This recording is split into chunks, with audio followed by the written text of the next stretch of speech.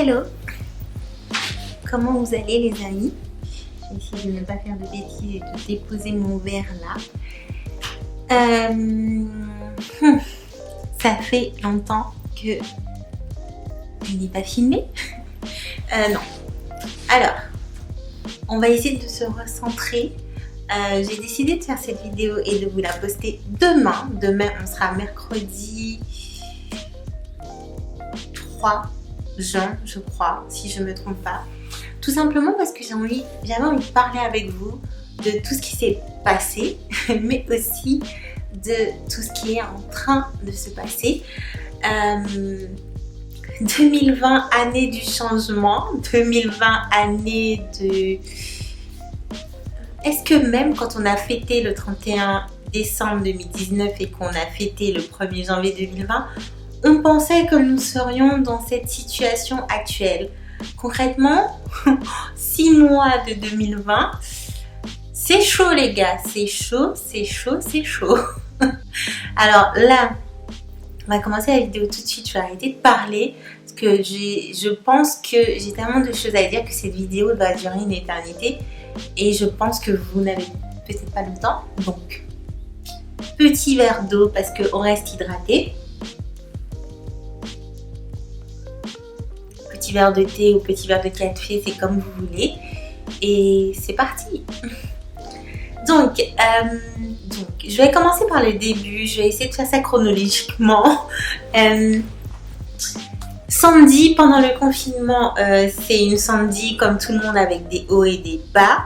Ça a été difficile dans le sens où en fait j'avais toujours la trouille de me faire virer et je dois avouer que j'ai toujours cette trouille de me faire virer parce que comme je vous l'avais expliqué, ici au Canada c'est quelque chose qui se fait très facilement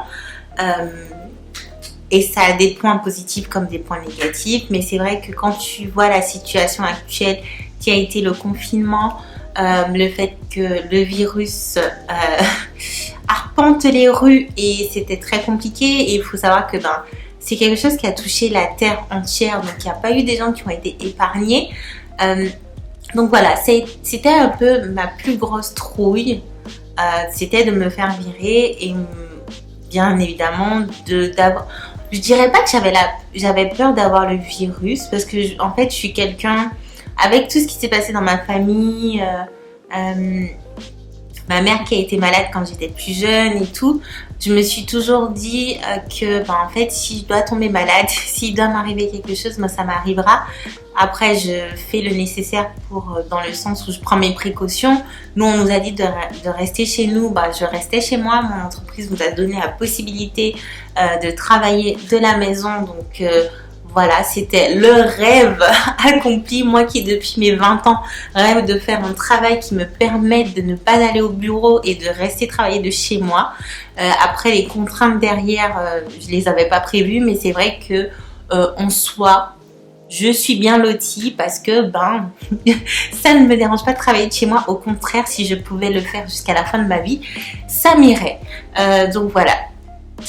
Du coup voilà, j'ai encore perdu le fil de ce que je voulais dire, mais en soi j'ai eu des hauts et des bas parce que voilà, comme je vous ai dit, j'avais peur de me faire virer, mais en même temps du coup je vivais vraiment au jour le jour et un peu dans la peur tous les matins de recevoir un mail et de me dire que ma chef allait me dire Sandy, désolée, malheureusement tu fais partie de ceux qui doivent prendre congé.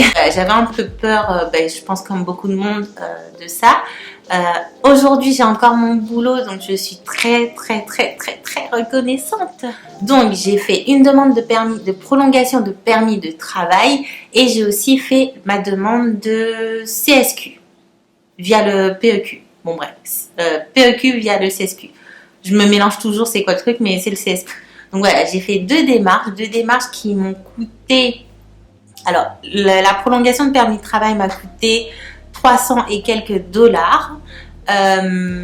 Et la démarche pour le CSQ, donc qui est en lien avec la résidence permanente, qui est la première étape, en tout cas au Québec. Je précise que c'est au Québec parce que si vous habitez à Toronto, ou si vous voulez aller à Toronto, ou si vous voulez habiter dans le reste du Canada, la démarche est beaucoup plus simple que si vous voulez être résident permanent au Québec. Donc il faut savoir ça. Mais du coup ça nous a coûté pour cette première étape à moi et à Choudou, parce qu'on fait la résidence permanente ensemble, à peu près du 850 $ à peu près, dans les eaux comme ça. Donc voilà, donc c'est les 2 démarches qui sont en cours, c'est les 2 démarches dont j'attends une réponse, mais comme tout a été en suspens avec la pandémie que nous avons vécue et que nous vivons encore aujourd'hui, je n'ai pas pu fournir mes données biométriques et je n'ai pas pu faire certifier mes diplômes. Alors les données biométriques, c'est pour la prolongation de permis de travail. Et la certification des diplômes, c'est pour le CSQ. C'est quelque chose qui est demandé au Québec, pour la demande au Québec. En gros, vous devez fournir vos relevés de notes et vos diplômes. Donc, vous devez fournir une copie de vos relevés de notes et vos diplômes certifiés, donc c'est-à-dire tampon à l'appui et signature, plus nom et prénom de la personne qui l'a fait. Et vous devez l'ajouter à votre dossier pour prouver que vous avez fait des études en français, donc pour prouver que vous savez parler français. Tout en sachant que là actuellement, dernièrement, il y a une nouvelle loi qui est passée. Et donc tout ça se pimente un peu plus pour les nouveaux arrivants qui voudront faire la résidence permanente. Mais je ferai une vidéo pour vous parler de ça vraiment plus en détail, parce que là c'est pas vraiment le sujet. Je voulais juste vous tenir au courant, parce que je sais que j'ai eu des discussions avec certaines personnes qui me demandaient c'était quoi les prochaines étapes, qu'est-ce que je comptais faire, est-ce que je voulais toujours rester au Canada et tout. Donc oui les gars, j'aimerais rester au Canada, mais si le Canada ne veut pas de moi, non, je vais changer la tournure de la phrase. Oui, je veux rester à Montréal, mais si le Québec ne veut pas de nous, on sera obligé de rentrer.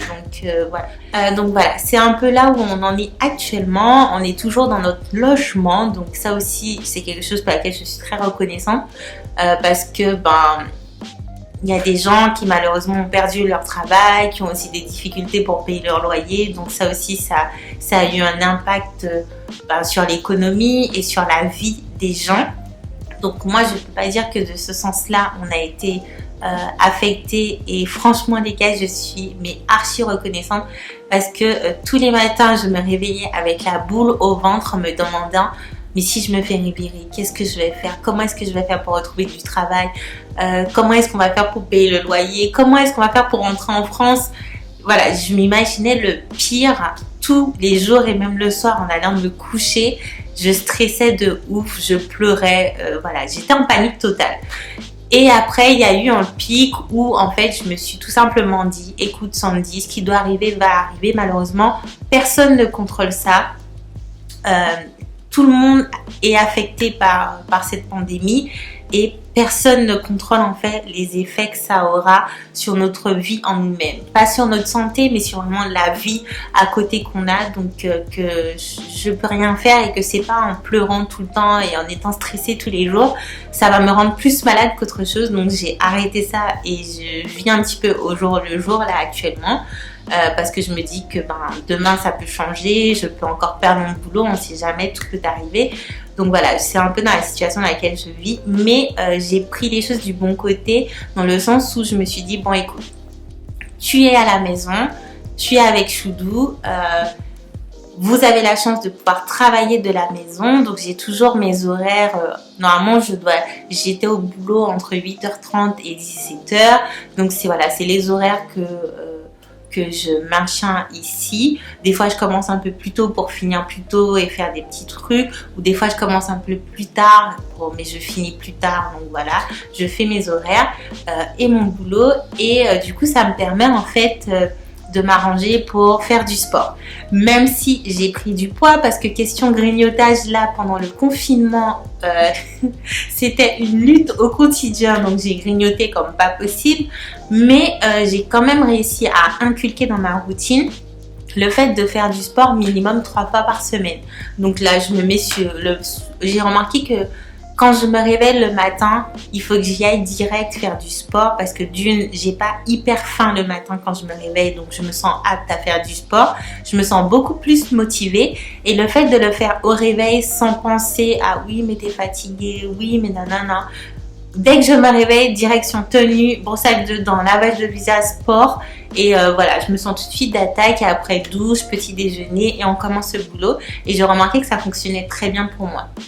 Donc sport, pourquoi non pas parce que j'ai envie d'être une fitness girl ou d'avoir un booty de dingue, c'est pas du tout ça. C'est juste parce que concrètement avec mon boulot, je suis assise sur une chaise plus de 7 heures par jour.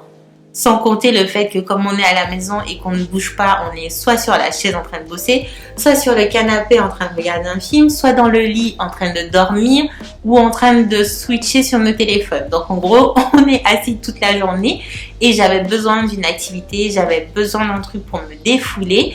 Et donc du coup, voilà, ça a été pour moi l'alternative, surtout que je suis le programme de Chloé Ting. Je vous mettrai une photo là ou une capture écran de sa chaîne YouTube qui fait de super exercices qui sont pas longs. Ces exercices durent en moyenne, durent à peu près 15 à 25 minutes. Donc si vous arrivez à faire ça 3 fois par semaine ou même tous les matins, ça m'est déjà arrivé de le faire chaque matin pendant plus d'une semaine. C'est vraiment génial. Et du coup, ça travaille beaucoup. Donc voilà, c'est ce qui s'est un peu passé pour moi. Et j'ai aussi pris des cours en ligne. Donc j'ai fait des formations du côté digital puisque ça fait un moment que je souhaite acquérir pas de l'expérience, mais acquérir du savoir, entre guillemets, dans ce domaine. Et je me dis qu'avec mon boulot, comme je vous ai dit, je suis assistante. En France, j'ai pu travailler dans des départements différents comme le marketing, comme les ressources humaines, comme la finance, comme le commercial. Donc, en étant assistante, vous pouvez vraiment travailler dans beaucoup de domaines. Et si en plus, je peux rajouter à mon arc ce côté digital, peut-être qu'à un moment donné, je pourrais carrément bifurquer et être par exemple community manager ou travailler dans une équipe qui est 100% digitale ou dans une agence et tout ça. Donc, c'est très utile. Et du coup, voilà, j'ai fait diverses formations. Il y en a une qui était payante, une autre que j'ai fait qui était gratuite. Là, j'ai acheté un livre qui parle de l'influence donc dans le monde du digital. Et normalement, l'année prochaine, le mois prochain, je suis censée commencer des cours avec Open Classroom. Donc voilà, c'est un peu là où je me situe par rapport à ma vie à Montréal et à ce que j'ai fait pendant le confinement. Nous, le déconfinement a commencé officiellement lundi dernier. Donc ça fait une semaine que nous sommes en déconfinement, on va dire. Pour moi, rien n'a changé à part le fait que oui, maintenant on voit beaucoup plus de monde dehors. Samedi dernier, du coup, on est sorti le matin et on a été marcher sur la rue de Sainte-Catherine et tous les magasins étaient blindés. C'est vrai qu'au début, j'étais un petit peu stressée. Mais après, en fait, je me dis qu'à un moment donné, il faut bien que la vie reprenne et c'est à chacun de nous de prendre nos précautions. Donc voilà. Ensuite, comment amener ça dans cette vidéo où j'ai commencé à parler de Montréal et de ma situation. Ces dernières semaines aussi, même si mon moral allait très bien il y a quelques temps, mon moral est redescendu à zéro de par tout ce qui se passe pour la communauté noire. Donc comme je vous l'ai dit et si vous me suivez depuis un moment sur ma chaîne, je suis une éponge les gars. Donc dans le sens où je peux voir quelque chose dehors, quelqu'un qui maltraite quelqu'un d'autre, même si je ne connais pas, ça va me faire de la peine, je vais pleurer. Des fois, on regarde des films avec Choudou, lui, il est là tranquillement, moi, je suis en train de pleurer parce que j'ai l'impression de ressentir l'émotion des gens. Je suis une vraie éponge en termes d'émotions et le fait de ne pas connaître les gens ne change rien à ma vie. Si je trouve que c'est de l'injustice, si je trouve que personne ne mérite de tels sentiments ou de telles choses, ça va m'angoisser, ça va m'attrister et je vais me mettre à pleurer. J'ai toujours été comme ça et je me rends compte qu'en grandissant, ça n'a pas changé. Là, il est question de la communauté noire et de l'injustice que la communauté noire subit au quotidien et ce, depuis des années. Et en fait, même si certaines personnes sont choquées ou disent que les Noirs sont toujours en train de se victimiser, pour reprendre le terme, ou qu'on est dans l'abus, ou que on ne devrait pas prendre les choses autant à cœur, que voilà, c'est pas que notre communauté.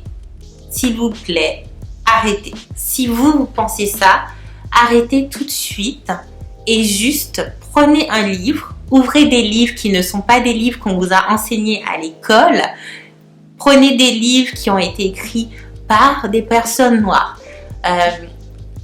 et qui parlent de l'esclavage, qui parlent de la situation des Noirs aux États-Unis, qui parlent de la situation des Noirs dans d'autres pays, parce que là, la flamme, entre guillemets, est partie en Amérique par rapport à la mort de George Floyd, qui a succombé,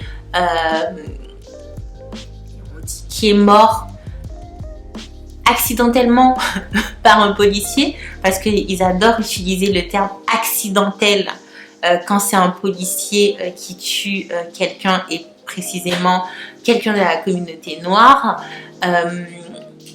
Voilà, renseignez-vous et parlez autour de vous. Je suis sûre que vous devez avoir des amis noirs. Parlez-en avec eux pour vous renseigner et pour prendre les informations. Ce que subit la communauté noire ne date pas d'hier ni d'il y a juste 10 ans. Ça date d'il y a plus de je ne sais pas combien de temps. Et même il faut remonter aussi à l'esclavage. Il faut savoir que moi concrètement, je sais que beaucoup de personnes ne sont pas d'accord, mais je suis tout à fait d'accord avec tout ce qui se passe. Certes, il y a eu un commissariat qui a été brûlé aux États-Unis. Certes, les gens font des marches, ils se révoltent, ils parlent fort, ils crient, ils donnent leur voix, ils font plein de choses, mais qui ont de l'impact et qui peuvent vous paraître violents. Mais c'est bien parce que pendant toutes ces années, toutes ces décennies, on a dit les choses. Et quand je dis on parle de la communauté noire, mais je parle aussi de toutes les communautés qui sont des populations minoritaires, entre guillemets, qui parlent, qui disent la façon dont on les traite, l'injustice qu'ils subissent au quotidien, calmement, mais qu'on ne les a jamais entendus. Donc à un moment donné, quand on parle doucement pendant quelques temps, ça va bien, mais quand ça ne rentre toujours pas après un certain moment, on ne peut pas dire que ce n'est pas normal, qu'il ne devrait pas avoir des émeutes, qu'il ne devrait pas avoir de marches, qu'il ne devrait pas avoir ceci. À un moment donné, trop, c'est trop. Donc c'est normal que maintenant vous voyez que les gens se révoltent. Donc moi je suis tout à fait d'accord. Après je sais qu'il y a des impacts négatifs, comme par exemple quand il y a des marches et des émeutes, il y a des magasins qui se font démolir, il y a des voitures aussi qui prennent feu, il y a des gens qui se font frapper. Ça c'est un côté que je n'approuve pas, mais malheureusement c'est un côté négatif qui vient avec le fait qu'à un moment donné, les gens en ont marre et qu'à un moment donné, ils veulent faire entendre leur voix. Après, je n'incite personne à la violence parce que la violence, pour moi, c'est quelque chose qui ne devrait même pas exister. Mais en fait, ce que je veux dire, c'est que c'est normal que vous entendez les gens maintenant parler beaucoup plus fort. C'est normal que les gens utilisent leur voix, quel qu'il soit. On n'a pas besoin d'être une célébrité, on n'a pas besoin d'être quelqu'un de connu pour pouvoir avoir un avis sur ce qui se passe actuellement au sein de la communauté noire, parce que tout simplement, c'est important nos ancêtres se sont battus en fait pour qu'on sorte de l'esclavage. Je mets des guillemets parce qu'on sait très bien que l'esclavage moderne existe. Et donc du coup, même si l'esclavage comme nous l'avons appris dans les livres n'existe plus, l'esclavage moderne existe encore. Mais il faut savoir aussi que on aura beau dire que oui, on est en 2020, que les gens s'acceptent un peu plus, dans la tête des gens, les noirs sont catégorisés. Vous vous rendez compte que y a une vidéo que j'ai vue, mais c'était pas la première fois que je la voyais, où des parents en fait, donc des parents noirs, sont obligés d'apprendre à leurs enfants dès petits comment se comporter lorsque un policier les arrête. Les parents sont aussi contraints d'apprendre dès petits à leurs enfants que par rapport à leur couleur de peau, ils vont devoir travailler plus. Ils sont traités d'une certaine façon. On va peut-être les regarder d'une certaine façon. Ils vont devoir se comporter avec une certaine droiture pour que personne ne leur reproche rien parce que leur couleur de peau fait que ce n'est pas normal. Une couleur de peau ne dit pas qu'une personne est criminelle. Une couleur de peau ne dit pas qu'une personne est violente. Une couleur de peau ne dit pas qu'une personne n'est pas intelligente. Je ne comprends pas pourquoi à l'heure d'aujourd'hui, la couleur de peau reste pas un critère, mais permet de catégoriser les gens. À aucun moment, une couleur de peau, les gars, c'est genre ma mélanine, quoi. Écoutez, je vais au soleil, je deviens noir de chez noir. Là, actuellement, je suis marron, caramel, comme vous voulez. Si je vais au soleil, je deviens beaucoup plus foncé quand même. J'ai les mains qui sont blanches rosées. Je sais pas, quelqu'un peut dire, mais qui chez moi là-haut? À la caméra. J'ai les mains blanches rosées. Lui là, il est blanc. Que je sache, on a reçu tous les deux une très très bonne éducation. On a été à l'école tous les deux. Sa mère est française, son père est antillais. Mes parents sont antillais. Je suis noire. Lui, il est métissé. Il est métissé. On a reçu tous les deux de très bonnes éducations. On sait se comporter bien, entre guillemets, je dis se comporter bien de la façon dont la société souhaite qu'on se comporte. On travaille tous les deux. On paye nos impôts. Mais vas-y, fais du bruit. On paye nos impôts. On vit notre vie. Ce n'est pas ma couleur de peau qui fait que je suis inférieure à monsieur ou ma couleur de peau qui fait que je sois inférieure à quelqu'un d'autre. Et pourtant, dans la société dans laquelle nous vivons aujourd'hui, c'est le cas. Pas vous saouler non plus longtemps avec ça. Je pense que maintenant, les réseaux sociaux sont pas imbibés, mais sont noyés avec toutes les informations. Il y a plein de gens qui vous donnent des recommandations de livres à lire si vous voulez vous instruire sur le sujet et être un peu plus à même de comprendre ce qui se passe en fait pour la communauté noire et pour d'autres populations minoritaires en fait. Et il faut aussi noter que, comme je vous ai dit, la flamme entre guillemets est partie aux États-Unis, mais ça se passe partout dans le monde. Partout dans le monde, les Noirs subissent la même injustice. Donc voilà, faut pas se dire ça se passe aux États-Unis, ça ne nous concerne pas. Non, c'est pas du tout le cas. Ça nous concerne tous parce que ça se passe partout. Après, oui, j'ai aussi vu, pour ceux qui habitent à Montréal, j'ai aussi vu que ce samedi, il y a une marche en fait qui va être faite pour apporter notre soutien et pour que les choses changent. Donc j'essaierai de vous retrouver le lien et je vous mets ça en barre d'informations, comme ça si ça vous intéresse, n'hésitez pas à venir. Moi normalement j'irai avec Choudou. J'ai vu aussi qu'il y a pas mal de pétitions en ligne qui sont faites pour justement être sûr que le policier et les 3 autres policiers qui étaient avec lui soient inculpés. Parce que bien évidemment quand c'est des policiers, c'est des accidents comme je vous ai dit, donc du coup ils ne sont que très rarement inculpés et c'est ça en fait le problème. aussi. Donc si jamais j'en retrouve quelques-unes, je vous les mettrai aussi en barre d'informations pour ceux que ça intéresse.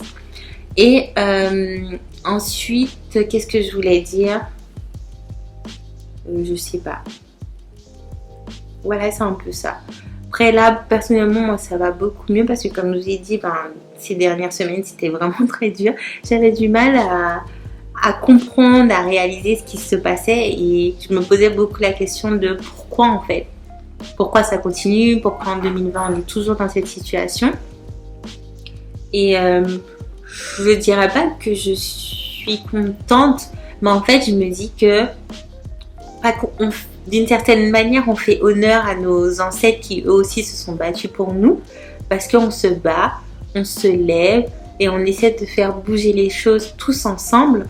Et on ne mettra pas tout le monde dans le même panier, mais je sais qu'il y a même des personnes qui ne sont pas noires, qui prennent part à la cause. Et ça c'est bien parce que c'est un combat qui concerne tout le monde. Parce que on combat l'injustice, on combat le fait qu'on n'est pas tous égaux. C'est un combat qui nous concerne tous et le fait que tout le monde se sente concerné, c'est déjà un pas énorme vers, je pense, quelque chose de positif qui pourra changer notre vie à tous en fait. Et j'ai confiance et je me dis que ça prendra le temps que ça prendra, mais dès que nous tous on se lève ensemble, on en parle ensemble, on s'instruit ensemble, on inculque à nos enfants le fait que la couleur de peau n'est pas un crime. La couleur de peau ne définit pas qui est qui. La couleur de peau n'est juste qu'une couleur de peau, c'est tout. Vous n'êtes pas, les gens ne sont pas forcément à la place des autres, donc on ne peut pas non plus attendre que tout le monde soit d'accord avec tout le monde ou que tout le monde comprenne les situations, parce que quand tu ne vis pas une situation, quand tu ne te sens pas concerné, tu as aussi du mal à entrevoir où ça ne va pas en fait. Et je le comprends aussi tout à fait. Donc si on peut échanger sur ça et voilà, avoir quelque chose de très positif et que quelque chose de positif en sorte, n'hésitez pas en commentaire. Je vous fais des bisous. J'espère que ce ne sera pas la dernière vidéo que je ferai avant une éternité, parce que je sais que je suis partie depuis un bon moment et moi en tout cas ça fait un moment que j'ai pas pris ma caméra pour vraiment filmer une vidéo. Donc là c'est, on va dire, le redépart, j'espère, mais bon, vous êtes habitués avec moi. Je pars, je reviens, je pars, je reviens, mais j'essaie vraiment de mettre mes vidéos en ligne dès que je peux. En général, j'essaie de poster une vidéo le mercredi et une le dimanche, donc ça fait 2 vidéos par semaine. Donc là, j'essaie de repartir sur cette base. Et donc, je vous dis à très bientôt. Prenez soin de vous, les amis. Et merci beaucoup aux nouvelles personnes qui se sont abonnées. Je vous vois, c'est très gentil à vous. J'espère que ma chaîne vous plaira et que vous pourrez trouver des réponses ou tout simplement vous divertir ou rigoler un petit peu ou vous sentir bien sur ma chaîne tout simplement. Je vous fais des bisous et on se dit à très bientôt. Ciao les amis.